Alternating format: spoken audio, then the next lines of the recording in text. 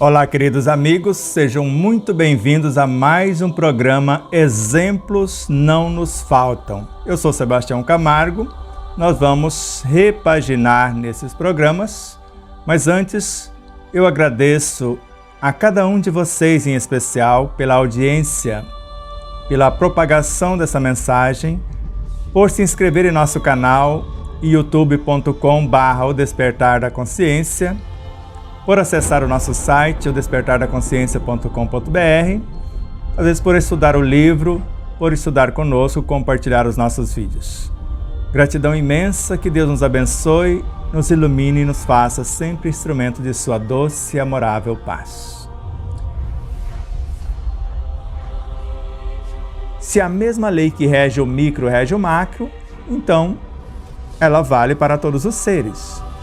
De modo que, quando acessamos, como no meu caso, quando alguma pane acontece em nosso corpo por sermos almas imaturas e não temos condição de consertar o que às vezes nós estragamos por ignorância, reconheço a minha ignorância, o meu desatino e humildemente peço a esse Cristo: faça-me instrumento de sua vontade, de sua paz.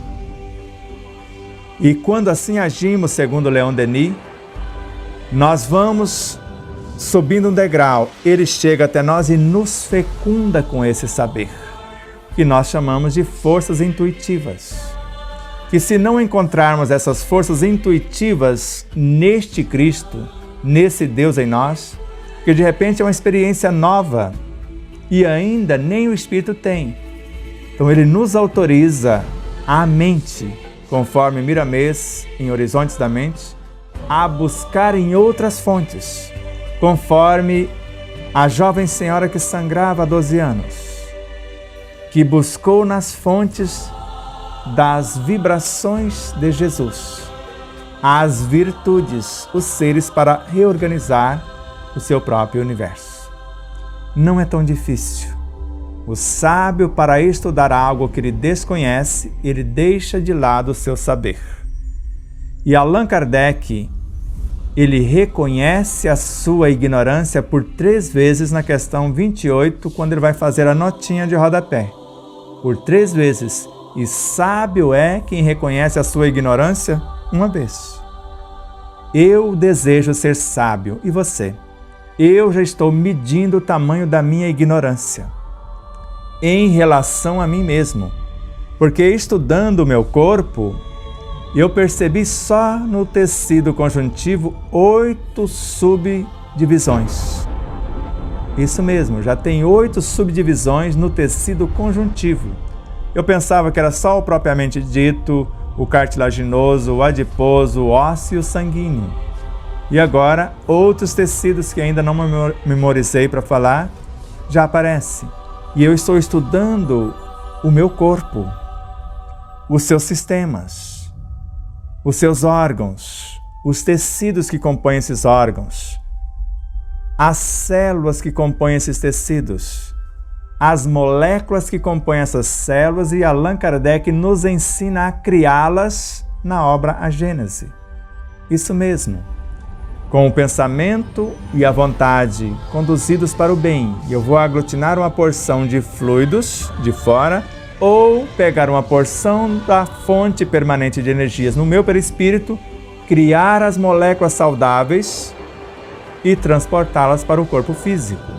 Se eu pego de fora, eu pego a porção de fluidos, vou qualificá-los com as minhas virtudes, vou condensá-los em meu perispírito, transformá-los em moléculas saudáveis e trazer para o corpo físico.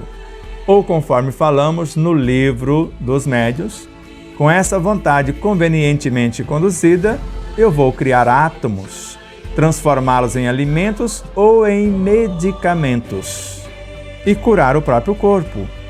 Como ele narra, trazemos em nós o próprio remédio. Então eu posso usar isto para curar o corpo ou para repulsar os maus fluidos.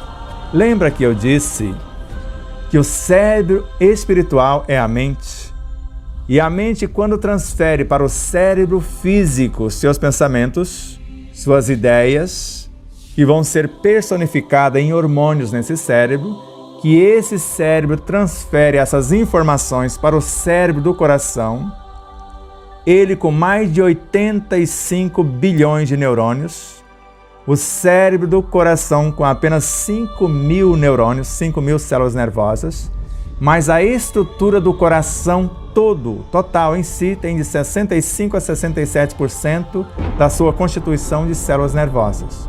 Mas considerado o cérebro, 5.000 células, que tem 5.000 vezes a capacidade de aumentar a vibração, o poder magnético e criar uma aura em torno do corpo de até 5 metros para repulsar os maus fluidos. No corpo físico tem uma aura de 5 metros. Agora imagine o corpo perispiritual, que só o corpo duplo etérico, assim chamado, para nós triplo etérico, constituído de princípios vitais, fluidos vitais e energias vitais, que nós vamos entrar nessas pautas para o futuro. Só nesse corpo, o Chico Xavier tinha uma aura de 20 metros, de 12 a 20 metros. Agora imagine a aura emocional, a aura mental, do mental superior, o emocional superior, o campo intuitivo, o corpo causal. A aura do Chico nessa totalidade era um pouquinho maior do que o planeta Terra. Ele tinha a condição de abraçar o planeta. Mas vamos falar do Chico em outros programas. Está percebendo a nossa realidade? Isso somos nós. O que Zoroastro dissera há mais ou menos 8.000 anos está valendo para hoje.